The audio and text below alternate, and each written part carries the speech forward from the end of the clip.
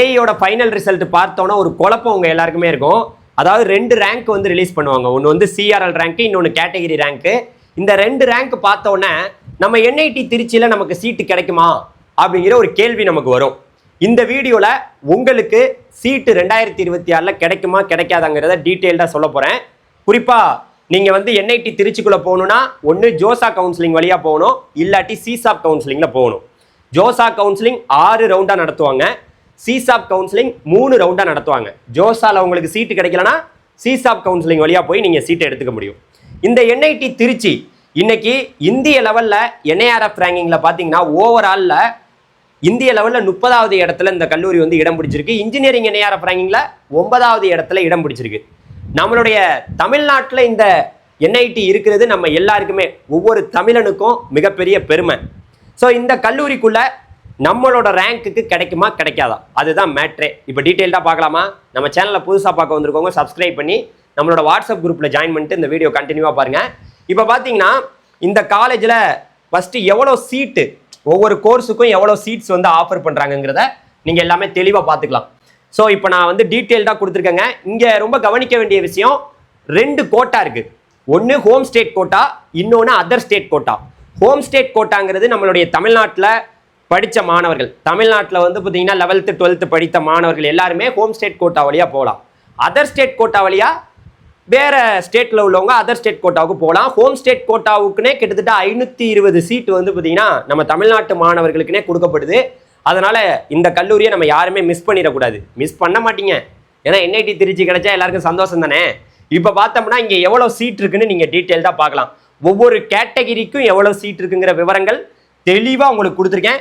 ஒவ்வொரு கோர்ஸுக்கும், அதாவது நம்மளோட தமிழ்நாடு ஸ்டூடெண்ட்டுக்கு எவ்வளோ சீட்டு, அதர் தென் தமிழ்நாடுக்கு எவ்வளோ சீட்டு அப்படிங்கிறத ஒன்றுக்கும் தெளிவாக போட்டிருக்கேன். நீங்கள் இதில் தெளிவாக பாருங்கள்.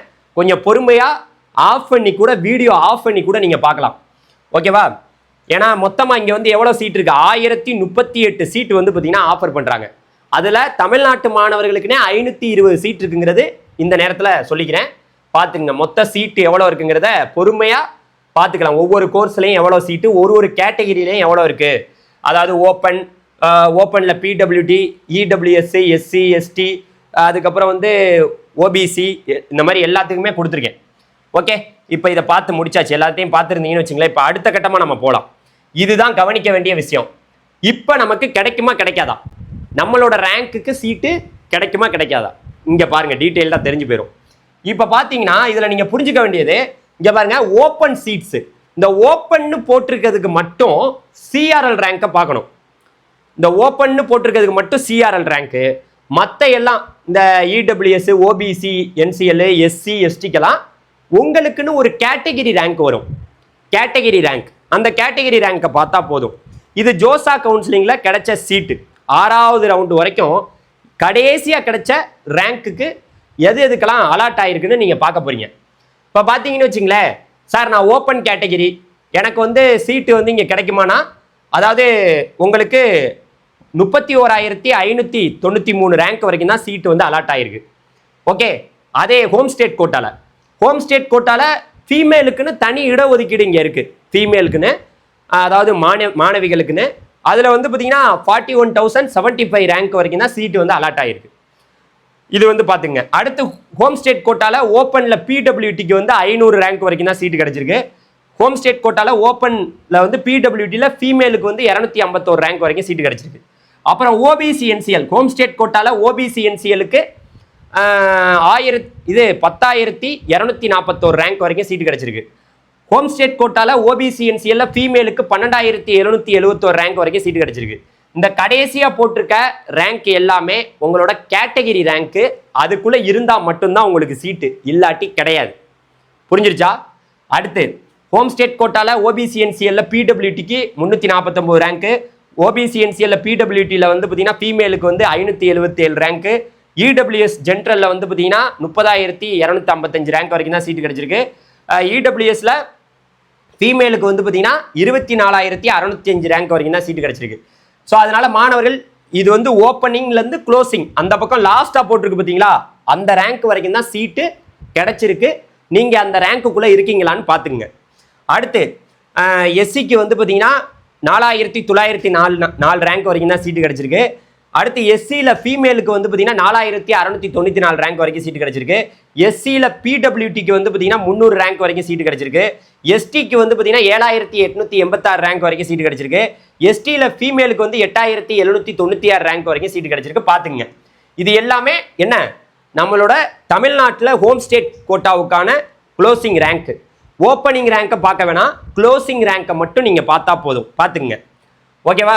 இந்த ரேங்க்குள்ளே இருந்தால் மட்டும்தான் சீட்டு, இல்லாட்டி கிடையாது. நீங்கள் வெயிட் பண்ணலாமான்னு கேட்டிங்கன்னா அதுக்கு ஒரு சான்ஸ் இருக்குது, அதை நான் பின்னாடி சொல்கிறேன். அப்படியே வீடியோ கண்டினியூவாக பாருங்கள். இப்போ பார்த்தா அடுத்து வந்து பார்த்தீங்கன்னா அதர் ஸ்டேட் கோட்டா, நாங்கள் வேறு ஸ்டேட்லேருந்து வர்றோம் அப்படின்னா அதர் ஸ்டேட் கோட்டாவுக்கு பார்த்துக்குங்க. இங்கே பாருங்கள், அதாவது ஓப்பனில் பிடபிள்யூடி, ஓபிசிஎன்சிஎல், ஓபிசிஎன்சிஎல்ல பிடபிள்யூடி, இடபிள்யூஎஸ், எஸ்சி, எஸ்டி இதுக்கெல்லாம் வந்து இந்த ரேங்க் வரைக்கும் தான் இருந்தால் மட்டும்தான் உள்ளே போகலாம். ஓப்பனை தவிர மற்ற எல்லாமே உங்களோட கேட்டகரி ரேங்கை கொஞ்சம் டீட்டெயில்டாக பாருங்கள்.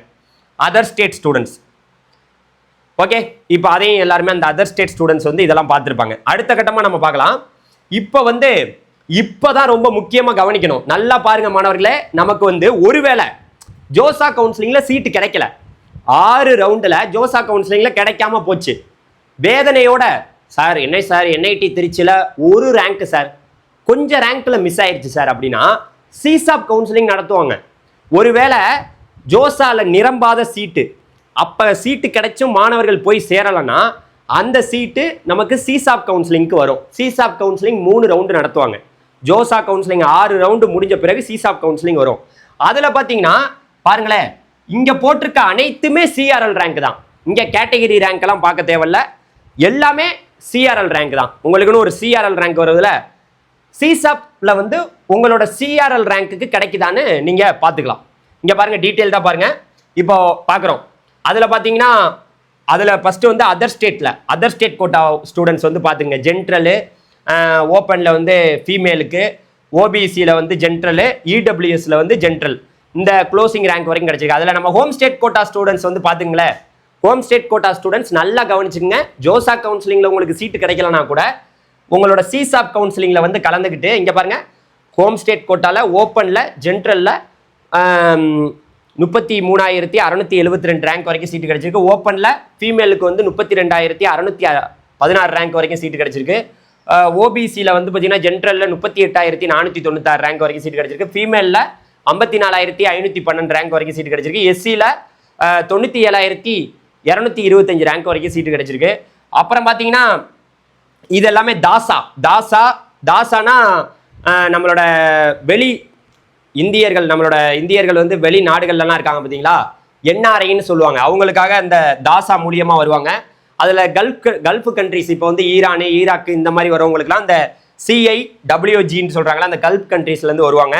அதில் உள்ள மாணவர்களுக்கு எவ்வளோ ரேங்க் வரைக்கும் கடைசியாக சீட்டு கிடைச்சிருக்கு. அதில் நான் கல்ஃப் கண்ட்ரிஸ் என்ஆர்ஐ ஒன்லி, அந்த என்ஆர்ஐ PIO அந்த அதாவது வந்து வெளிநாட்டிலேருந்து வந்து நம்ம படிக்கிறவங்களுக்கான தாசால அவங்களுக்கு வந்து எந்த ரேங்க் வரைக்கும் சீட்டு கிடைச்சிருக்கு அப்படிங்கிறது தான் அந்த ரேங்க் வரைக்கும் கிடைச்சிருக்குங்கிற டீட்டெயில்ஸாக கொடுத்துருக்கேன். ஓகே, இப்போ எல்லாமே உங்களுக்கு புரிஞ்சிருக்கும்னு நினைக்கிறேன். மாணவர்களே நல்லா புரிஞ்சுக்குங்க. ஒருவேளை நமக்கு ஜோசால சீட்டு கிடைக்கலன்னா சிசாப் கவுன்சிலிங்கில் கூட கிடைக்க சான்ஸ் இருக்குங்கிறத இந்த நேரத்தில் சொல்லிக்கிறேன். இப்போ அடுத்து சார் இங்கே ஃபீஸ் ஸ்ட்ரக்சர்லாம் எப்படி சார் இருக்கும் அப்படின்னு கேட்டிங்கன்னா, இப்போ ஃபீஸை தான் நீங்கள் டீட்டெயில்டாக பார்க்குறீங்க. இங்கே பாருங்கள், மொத்த ஃபீஸ் டீட்டெயில்ஸ், அதாவது என்ஐடி திருச்சியில் ஃபீஸ் வந்து 2025 எவ்வளோ போட்டிருக்காங்கிறத நான் காமிக்கிறேன் பாருங்க.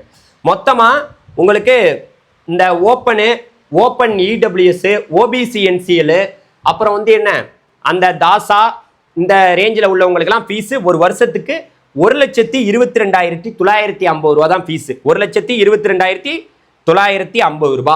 இது ஒரு வருஷத்துக்கான, அதாவது நீங்கள் ஃபஸ்ட்டு ஜாயின் பண்ணையில் இந்த ஃபீஸ் தான் கட்டுவீங்க. அப்புறம் செகண்ட் செமஸ்டர், தேர்டு, ஃபோர்த்து எல்லாத்துக்குமே இது வந்து ஒரு வருஷம் ஃபஸ்ட்டு நீங்கள் ஜாயின் பண்ணல, அப்புறம் second semester, third semester, fourth semester, fifth semester, 8th semester வரைக்கும் ஃபீஸ் வந்து மாறும் அப்படிங்கிறத சொல்லிக்கிறேன். ஃபஸ்ட் இயர் ஜாயின் பண்ணல 1,22,950 rupees வந்து நீங்கள் பே பண்ணுற மாதிரி இருக்கும். இப்போ அடுத்து சார் நாங்கள் எஸ்சி, எஸ்டி, அதுக்கப்புறம் வந்து பிடபிள்யூடினா அதுக்கு ஃபீஸை பாருங்கள். அதுக்கு வந்து உங்களுக்கு டோட்டல் ஃபீஸு 60,450 ரூபா தான் ஃபீஸு ஃபஸ்ட்டு நீங்கள் ஜாயின் பண்ணல. அதுக்கப்புறம் வந்து போக போக ஃபீஸ் வந்து அப்புறம் ஒரு சில செமஸ்டர்லாம் உங்களுக்கு ஃபீஸே கிடையாது, ஒரு சில செமஸ்டரில் ஃபீஸ் வாங்குவாங்க, ரொம்ப கம்மியாக தான் இருக்கும் இந்த கேட்டகிரி மாணவர்களுக்கெல்லாம். இப்போ அடுத்த கட்டமாக சார் நாங்கள் தாசா மூலியமாக வர்றோம் சார் அப்படின்னா அதுக்கெல்லாம் பாருங்கள் டாலர் கணக்கு $2000 வரும். தாசாவில் வர்றவங்களுக்கு சார்க்கு அந்த சார்க் கண்ட்ரிஸ்லாம் வந்து பார்த்தீங்கன்னா $2000, நம்ம இந்திய மதிப்பில் 60,450 ரூபா ஃபீஸ் வாங்குறாங்க. அப்புறம் வந்து அதில் நான் சார்க்கு சில பேர் வந்து அந்த கல்ஃப் கண்ட்ரீஸில் இல்லாமல் நான் சார்க்காக இருப்பாங்க, அவங்களுக்குலாம் வந்து பார்த்தீங்கன்னா நான் சார்க்குக்கு $4000, அதில் 60,450 ரூபா வந்து பார்த்தீங்கன்னா ஃபீஸ் வருங்கிறத கொடுத்துருக்காங்க. இதுதான் வந்து பார்த்தீங்கன்னா ஒட்டுமொத்த டீட்டெயில்ஸ். அதனால் மாணவர்களே நல்லா கேட்டுக்குங்க. இந்த ரேங்க் விவரங்கள் இப்போ நான் காமிச்சேன் பார்த்தீங்களா, இந்த ஒட்டுமொத்த ரேங்க் விவரங்கள் எல்லாமே உங்களுக்கு தெரியணும்னு நினச்சிங்கன்னா எங்களோட வாட்ஸ்அப் குரூப்பில் ஜாயின் பண்ணிக்கோங்க. இந்த ஒட்டுமொத்தோட ரேங்க்கை வந்து நம்ம வாட்ஸ்அப் குரூப்பில் கொடுத்துருக்கோம். இதே போல் என்ஐடி திருச்சி, இப்போ என்ஐடி புதுச்சேரி, இந்தியாவில் இருக்கக்கூடிய என்ஐடி, அதுக்கப்புறம் நம்ம தமிழ்நாட்டில் இருக்கக்கூடிய IIIT எல்லாத்தோடைய வீடியோக்களும் வந்துகிட்டு இருக்கு. தொடர்ந்து சப்போர்ட் பண்ணி பாருங்கள். Thank you very much. நன்றி.